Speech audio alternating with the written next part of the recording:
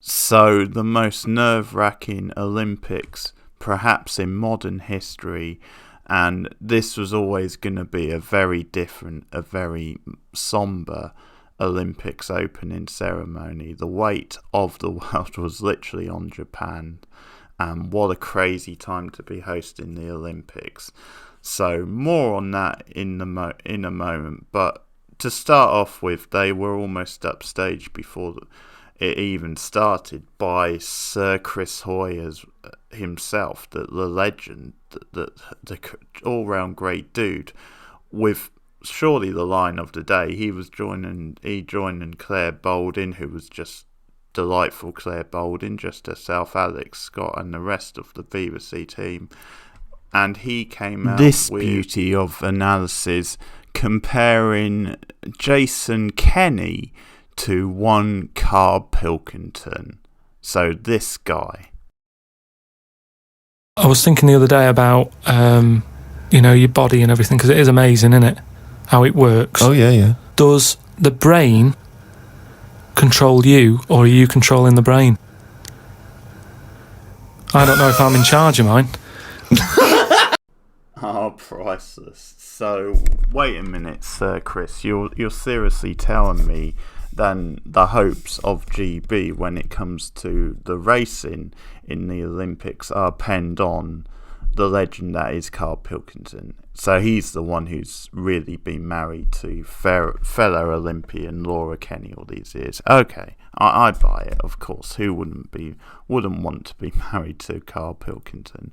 And with that glorious bit of analysis and line, Chris Hoy was off and running. He was the coolest on the couch. He was just an absolute gent, absolute charming, with real wit and insight.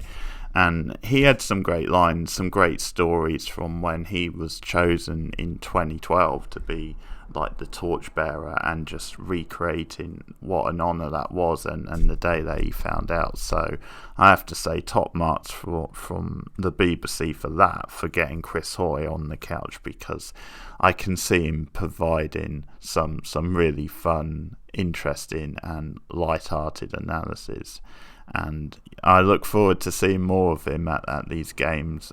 He just strikes me as someone you can imagine going down the pub with. So on to the ceremony itself, and it was always going to be subdued, and it was this in spades, really. I think obviously a lot of controversy around it, but the organisers, the directors, and they did a great job in really creating this sort of narrative about the place Japan had been, the place the world had been in the last sort of 18 months, and the struggles and just the build-up to these modern Olympics, and obviously the long road back from COVID. I almost said it wrong there, and just really the struggle. And the early stages of the ceremony at least had a very dystopian sci-fi type feel. There was some beautiful use of technology in the early type visuals, but it was still quite subdued and sort of modest, and it just told this very clear sort of personal, powerful narrative, and that's clearly what they were going for. And it was almost like watching quite a slow burn film where it took its time getting going, but then there were flashes of colour, flashes of inventions. It was very kind of theatrical in the performances, so like the woodwork performances where they literally ended up creating like the Olympic rings with the woodwork. That was obviously very nicely done. There was sort of dances, and I think it did embrace, a lot of what you think of as typical Japanese type culture and their sort of artistic side. I think there was this like when they used like the red sort of ribbons, and you had like the dancers, and the ribbons were there. They were sort of like sticking to them, almost like they were meant to be like blood cells or representing the heart. And it was very heavy with sentiment, but very heavy with feeling. I mean, that particular like set piece almost felt like Dario Argento's Suspiria, or maybe the remake of Suspiria. So it did feel very sort of high art, but they definitely got across a lot of the sentiment. And it was maybe a bit micromanaged in many ways. I guess it was always going to be that. But you know what? I have to be honest with you. I did have a Dawson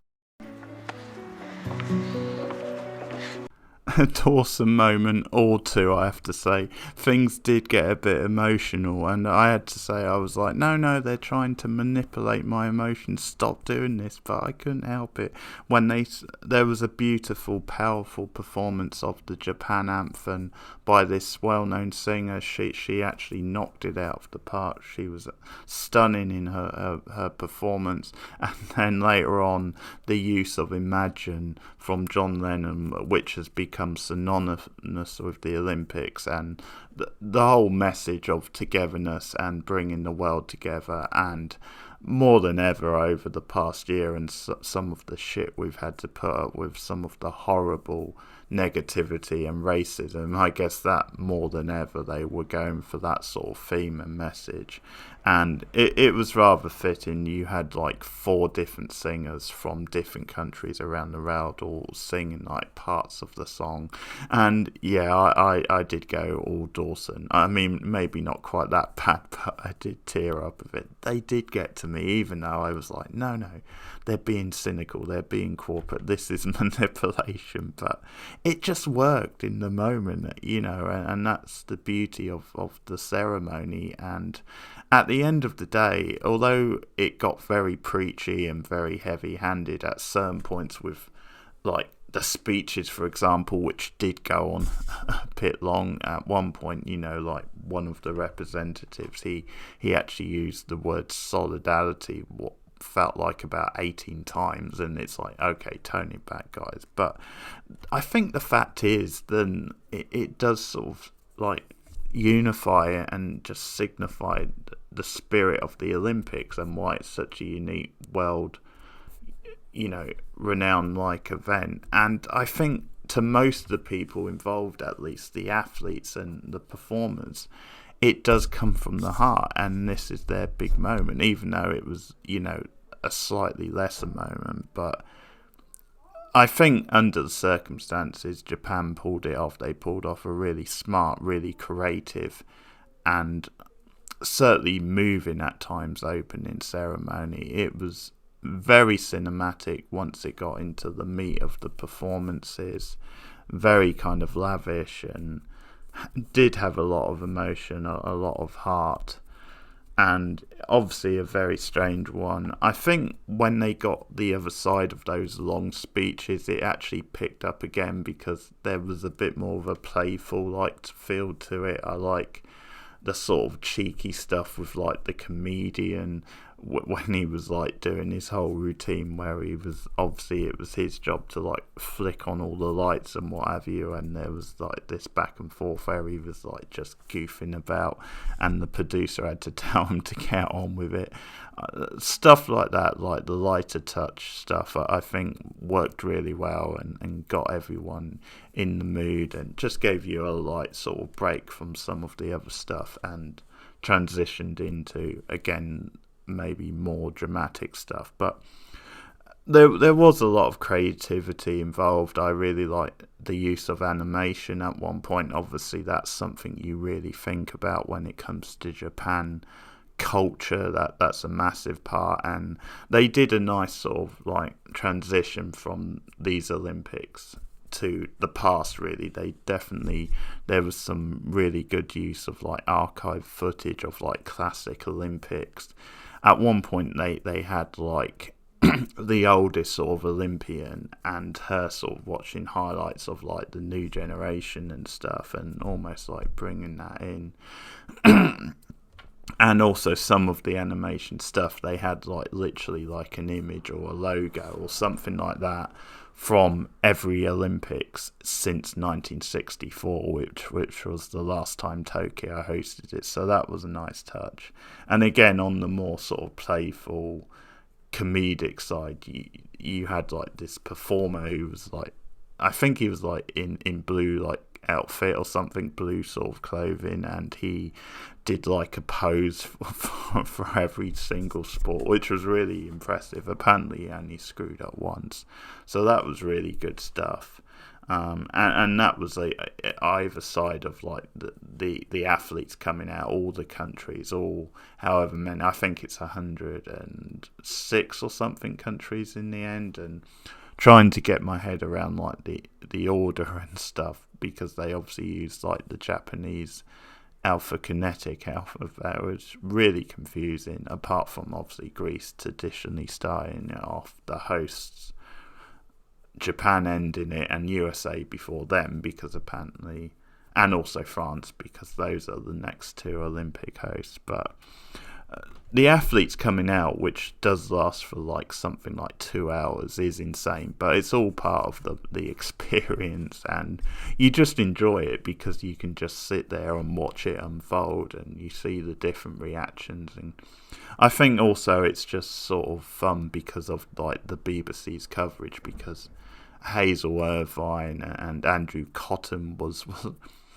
they were on great form, because they were just providing all these like nerdy sort of facts, and I love that shit, because it's like, this is like the story of the games. This is what the Olympics is all about, all these different countries and cultures and all the different stories surrounding it. It's just insane how much politics are behind some of these countries, but also just some of the history. And I just love some of like the fact that like you've got like a gymnast from Uzbekistan who's like 46, so she'll be competing with people like who she's old enough to be their grandmother sort of thing. So I just love shit like that. I love. Then there was a drummer who was like in a band, and he's been deaf since he's like 2, but now he's performing at the Olympics. Just all these different little stories, and just some of the colourful entrances and the dancing, just bring it all to life. I enjoyed like the Argentine and delicate as they came out, and they were like jumping up in the air and shouting, so a bit more passion than some of the others. It's obviously a very strange atmosphere in the arena, with only it was 1,000 officially in around that, but then being spaced out. But I enjoyed that stuff, even though it goes on for like 2 hours. It's all part of it, and you just sit there and get swept up in it, really. And again, the BBC, knock them all you want, but they did do a great job, and I enjoyed all these facts coming from them, and the banter, like when they were talking about famous concerts at what was it, Budokan, like the famous venue in Japan, the music venue, and the Bob Dylan reference. But also, I think Hazel Irvine got like the sort of hipster cred, actually, because she mentioned Cheap Chick at the Budokan in, I think it was the 80s or so. So that stuff I all really enjoyed. It was really fun. And then obviously the torch, the flame, with sort of several people. You had like a doctor and a nurse, so they'd been involved personally on the front line, a Paralympic. You also had like from way back, like Japanese baseball players, and baseball, a sport originated in Japan, so to see them, come out with the torch, and that was, quite nice. And obviously it ended with Naomi Osaka, fitting person for it to end with, after what she's been through, the mental health sort of issues she's brought up, but such a big icon in Japan, and it would be nice just to see her win gold in the tennis at these Olympics. But just so many stories. Obviously you have the weirdness of how they've handled like the Russian situation, with them being like almost dethroned, denamed as a country, not referred to as Russia. And yeah, they don't have the anthem, they don't have the flag. That's just crazy stuff, really. But ROC to you and me, even though we know it's Russia. But yeah, it did go up in a blaze of glory when Naomi Osaka finally lit it on top of that sort of like artificial mountain And well, here we go, finally.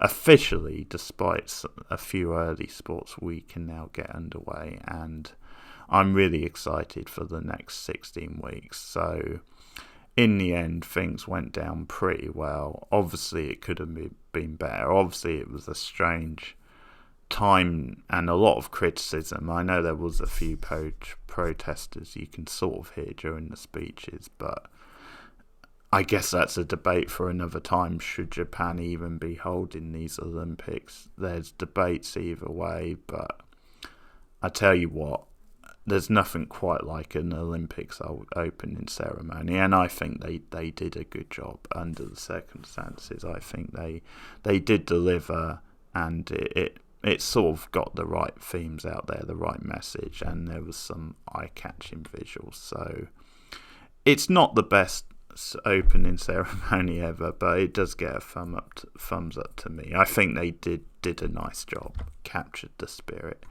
So that's my thoughts on the Olympics opening ceremony of 2020/2021.